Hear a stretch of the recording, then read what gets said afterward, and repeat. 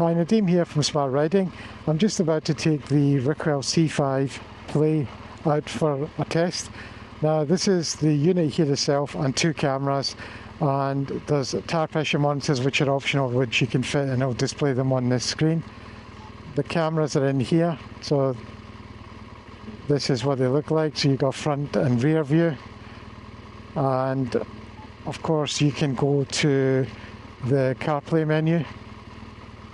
So I'm using the iPhone, so it's obviously CarPlay. So this is what is the main menu looks like. But what it also has is just on the home page here, it's got your speedo there as well that you can look at, and compass as well. There's the tire pressures.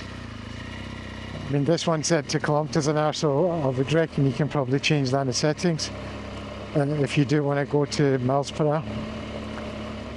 But that's a nice enough screen in itself as well to just be looking at, I suppose. You know, so if you just want to not use your CarPlay or Android Auto, you can use that. As I'm using Apple CarPlay, I have all the compatible CarPlay apps. So they're all here, you know, so you can choose from the music, etc. You know, and anything else that you're using. Maps, I've got Google Maps, Apple Maps and Waze. Waze is the one I tend to use more than any of the others. So that's there. And you can have the split view like this.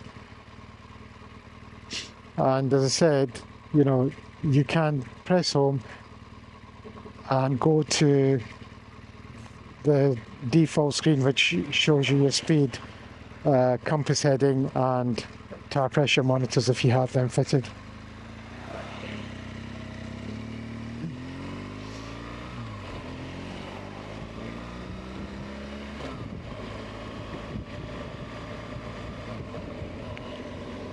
The Ricoel units come in two sizes for this. It's the C5 Super, which is this one, and the C7 Super, which is the 7-inch version.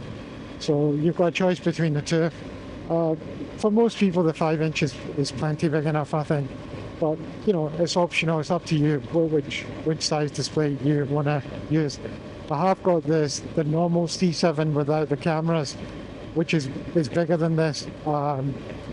And it's nice to have the big display sometimes as well, but you need to decide which one will suit you better. The C5 has got like a small sun visor built into it as well. That comes with the unit. So that's part of the package that you get.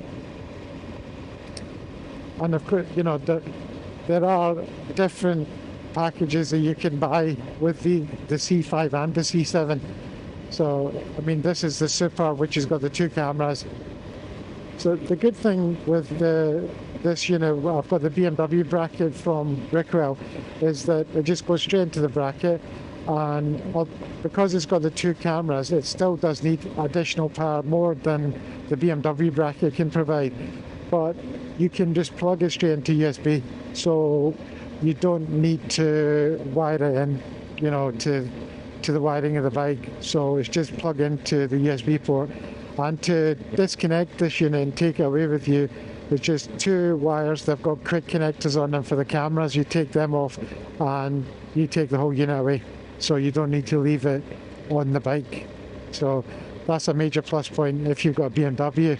And also, even if you don't have a BMW and you fancy doing that, there are plenty of BMW brackets that you can buy on AliExpress, etc., which you can fit to any bike and just wire them and hardwire them into your bike, and then you can quick detach the C5 or the C7 to use on your own bike. You know, so unfortunately, not many of the other manufacturers, the bike manufacturers, are offering this kind of unit, you know, with the bracket and stuff. So the BMW mount is still good for a lot of other people. I know quite a few people that have got Triumphs, etc., and they've done the same thing, and that works quite well. So the Ricoel packages are quite good in terms of you can just have the C5 on its own, and prices start from about $99 just for the C5 on its own with no cameras or anything else. And you can just use that as a standalone unit, and it's a very, very good buy at $99.